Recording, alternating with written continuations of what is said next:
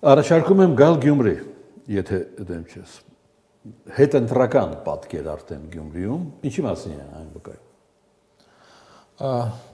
Երկու առանցքային հանգամանքի մասին, որ գործող իշխանությունը ունի շատ լուրջ խնդիրներ հասարակական վարկանիշի, թեպետ դրանք շատ ակնհայտ են նաև առանց Գյումրի, այսինքն նույնիսկ շատ առումներով մենք կարող ենք զարմանալ, որ Գյումրիում հաջողվեց ընդհանուր 36% հավաքել, որովհետև բոլոր եւ ամենատարբեր կազմակերպությունների, ամենատարբեր ուղղության կամ չգիտեմ չեզոք կազմակերպությունների սոցհարցումներն են ցույց տալիս, որ բավական ցածր է իշխանության վարկանիշը։ Եվ ամենակարևորը, որ ցույց տվեց կամ ցույց է տալիս իմ կարծիքով, այն է, որ իշխանությունը այդուհանդերձ իր դիրքերը պահպանում է ընդդիմության վրա եւ ընդդիմության ներսում եղած տարբեր հաշիվների, տարբեր բաժանարար գծերի, անհամաձայնությունների, գուցե պարտք ու պահանջների, ես չգիտեմ, բայց դրանց վրա, ինչն էլ հիմա տեղի է ունենում անշուշտ։ Տվյալ դեպքում լոկալ Գյումրիի շրջանակում, բայց մենք տեսնում ենք նաև, որ դեռ Գյումրիից առաջ ընդդիմության ներսում, այսպես ասած, արշալույսները բոլորովին խաղաղ չէին եւ առնվազն օրինակ երկու նախկին նախագահների թևեր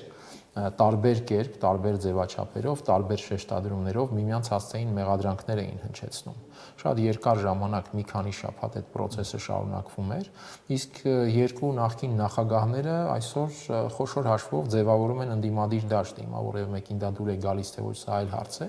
բայց իրենք են ձևավորում ընդդիմադիր դաշտը, իրենք են այդ դաշտում ամենառեսուրսային խաղացողները եւ ես նկատի չունեմ միայն ֆինանսական ռեսուրսը, որ իրենք տնօրինում են, հասկանում ենք նաև նախկին իշխանություն լինելու բերումով։ Խնդիրն այն է, որ ձևավորված կան ցանցային, համակարգային, այսպես խմբեր եւ այլն, իսկ դա բջիջներ, այո, իսկ դա քաղաքականության մեջ շատ կարեւոր է, այսինքն այդ ինստիտուցիոնալ ընդդիմություն ասվածը, մենք կարող ենք քննարկել ինստիտուցիոնալության որակները, բայց ինքնին այդ երևույթը ինստիտուցիոնալ ընդդիմություն ասվածը չափազանց կարեւոր է նաև այն տեսանկյունից, թե ինչպիսի ընդդիմություն է գալու իշխանության, եթե դիտարկում ենք տեսական անցումը, եւ այդ անցումը որքան սահուն կլինի։ Օրինակ 2018-ից հետո որն էր գլխավոր խնդիրներից մեկը, որ տեղի ունեցավ հեղափոխական փոփոխություն, թեկուզ շատերը կարող են վիճարկել հեղափոխություն չէր, իշխանափոխություն էր եւ այլն, բայց տեղի ունեցավ ինչ։ Հեռացավ իշխանության մի համակարգ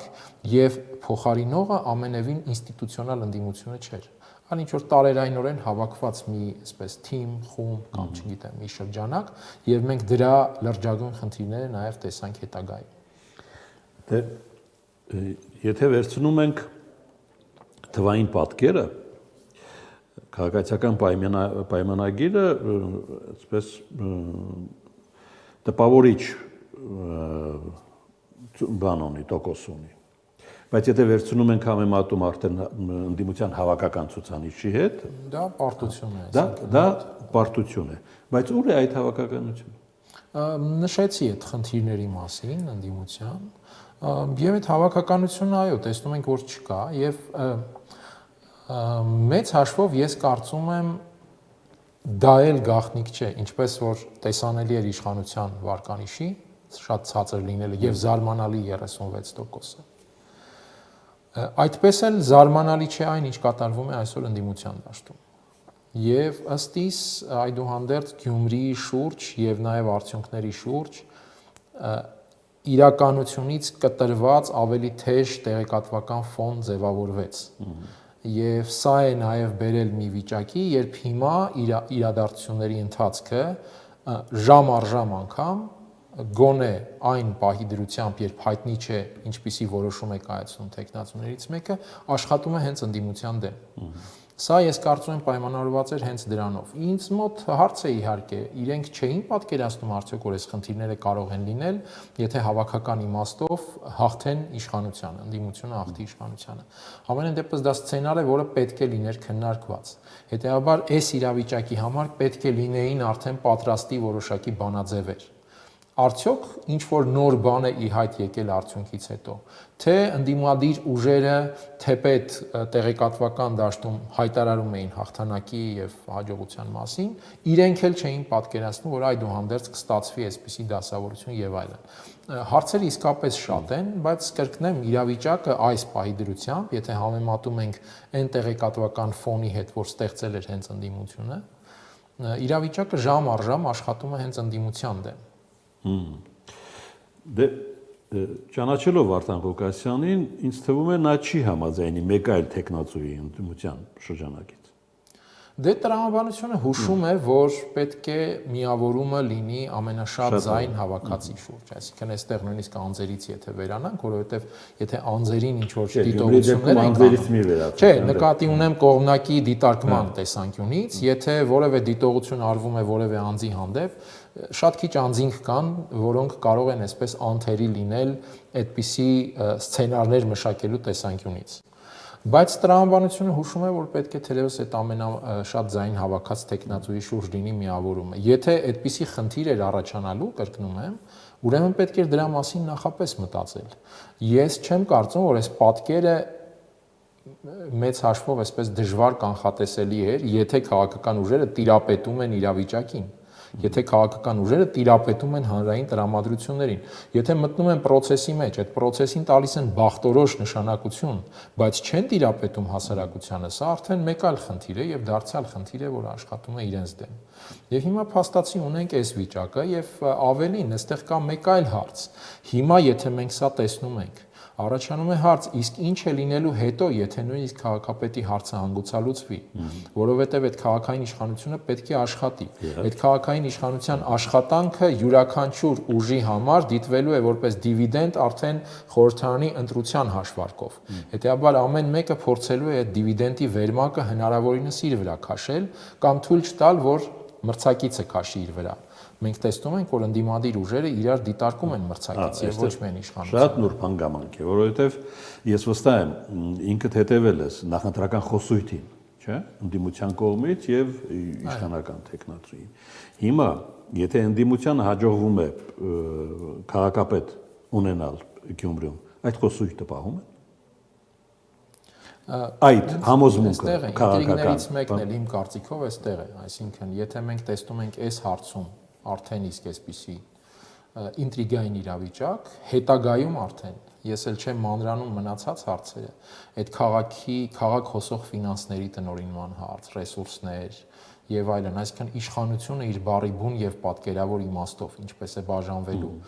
Գուցե շատերը պատկերացնում են ինչ-որ իդեալական վերամբարձ նպատակներ եւ այլն եւ դրա շուրջ ինչ-որ համախմբում, բայց մենք գետնի վրա ենք, ամենայն դեպս ես չեմ կարծում, որ այդպես վերամբարձ օթեղեն պատկերներով ենք շարժվելու առաջ։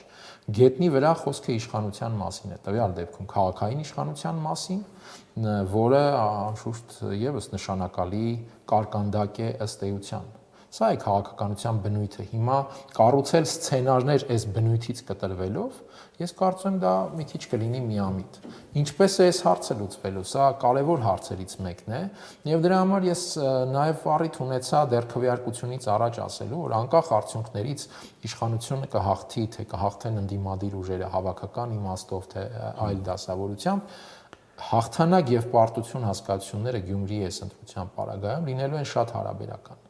որովհետև շատ բան կախված է լինելու, թե այդ խաղացողները ինչպես են վարվելու իրենց հաղթանակի կամ պարտության հետ։ Քաղաքականությունը մեծ հաշվով այն process-ն է, որտեղ պարտությունը դու կարող ես անգամ ժամանակի ընթացքում քո համար վերածել հաղթանակի պայմանական կամ հարաբերական իմաստով, եւ հենց այդտեղ է նաեւ քաղաքականության շնորհը կամ չգիտեմ հնարամտությունը, հունարը, որը ովքեր որ զբաղվում են դրանով։ Այդ թեժորերին եղան հնչեցին մեղադրանքներ ընտրողի հասցեին Գյումրիի, հա։ Ինչ անի ընտրողը։ Որն է ընտրողի մեղքը այստեղ։ Մեղադրանքները հիշեցնում են այն մարզական ակումբներին, թիմերին, որոնք պարտության համար միանգամից գտնում են մեղավորներ մրցավարների տեսքով։ Հիմա մեր քաղաքականության դեպքում պարտությունների համար կամ անհաջողությունների համար մեղավորը ընտրողն է։ Ընտրողը արձագանքում է, ես կարծում եմ մեր ընտրողը, Հայաստանի ընտրողը սկզբունքորեն ոչ մի բանով չի տարբերվում որևէ այլ երկրի ընտրողից։ Եվ կողմնորոշվում է այն միջավայրում, որը ապահովել են, այսպես ասած, էլիտաները։ Եվ այդ միջավայրում իմ գնահատմամբ մեր ընտրողը միշտ կողմնորոշվում է ռացիոնալ։ Եթե այդ ընտրությունը որևէ մեկից դուր չի գալիս, մենք պետք է դուր չգալու պատճառները ոչ թե ընտրողի մեջ փնտրենք եւ լուծումները նաեւ փնտրենք այդտեղ, այլ այդ պատճառները պետք է փնտրենք այն միջավայրում, որը ստեղծվել է, այսպես ասած, էլիտաների աշխատանքի գործունեության Այ հենց դրա մասին է վկայում, այսօր ես մի փոքր ուսումնասիրություն արեցի, ասենք մինչև 2000 թվականների սկիզբը, թե ձայների ինչպիսի հարաբերակցությամբ են ընտրվել Գյումրիի քաղաքապետեր, ինչ բարձր նշաձող է եղել այդ ժամանակ։ Հիմա երբ վերցնում ես ամենաբարձր թիվը, կարծեմ 17000, չէ՞, 17000, դա այն հիմա նշած աստիճանի կեսն էլ չի լինում այսօր։ Այ ընտրողի վերաբերմունք արդեն։ Սա եւս վերաբերմունք է, այո։ Այսինքն թե քվեարկողն է ռացիոնալ քվեարկում, եւ թե չքվեարկողն է ռացիոնալ մերժում քվեարկությունը։ Ես հակված եմ մտածել եւ նաեւ կարծում եմ, որ դա կարող է լինել օպտիմալը ինչ որ առաջ շարժվելու տրամաբանության տեսանկյունից։ Հակված եմ մտածել, որ ընտրողի վարքագիծը բոլոր դեպքերում ռացիոնալ է եւ խնդիրը քաղաքական դերակատարների վարքագիծն է։ Մենք որքանով ենք կարողանում այդ ռացիոնալության շրջանակը այնպիսին դարձնել, որ մենք ստանանք արդեն այլ ընտրություն, այլ որակի ընտրություն։ Մարդիկ արձագանքում են նրան, ինչ ստանում են, այն առաջարկներին, ինչ ստանում են, եւ առաջարկներին, որոնք առավելագույնս առնչվում են իրենց կյանքին։ Մարդիկ սովորել են եւ հասկանում են, որ միշտ չի որ գեղեցիկ խոսելը առնչություն ունի կամ գեղեցիկ պատկերներ նկարագրելը առնչություն ունի իրենց անմիջական կյանքի հետ, որովհետեւ ինչ որ քաղաքական ուժ նկարագրում է գեղեցիկ պատկերներ,